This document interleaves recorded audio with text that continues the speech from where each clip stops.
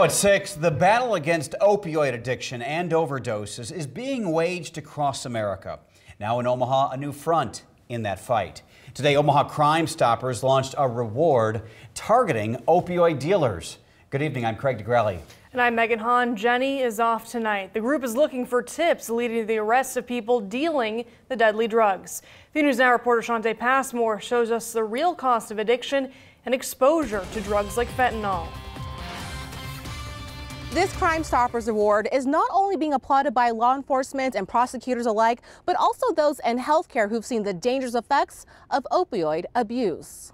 Opioids. It certainly has a place in medicine. But doctors working in emergency rooms across the country are seeing what happens when these drugs are misused. CHI Health Lakeside doctor Chris Acker says there's a fine line between use and abuse. Accidentally taking too much or being using them improperly, and that's causing really this most significant problem. Dr. Acker says fighting the opioid epidemic needs to be done on several fronts. Across town at OPD headquarters, Omaha Crime Stoppers knows this well. Money talks, and there is no loyalty in the drug world whatsoever. It's one reason why Crime Stoppers is now offering a $5,000 enhanced reward for tips leading to the arrest of opioid dealers. A coalition of law enforcement, healthcare providers, and prosecutors are behind the effort. It comes as Omaha police officers use Narcan for overdoses, a story we covered earlier this year. And just this month, a Lincoln police officer was exposed to suspected fentanyl-laced heroin while searching a suspect.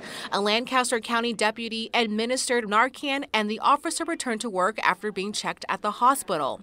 But to fight the opioid epidemic, Omaha police are taking this approach. The three things that we need to do to be prepared for this is to work with the medical community, while also focusing on enforcement and crime prevention. Shante Passmore, 3 News Now. We learned today that Omaha police are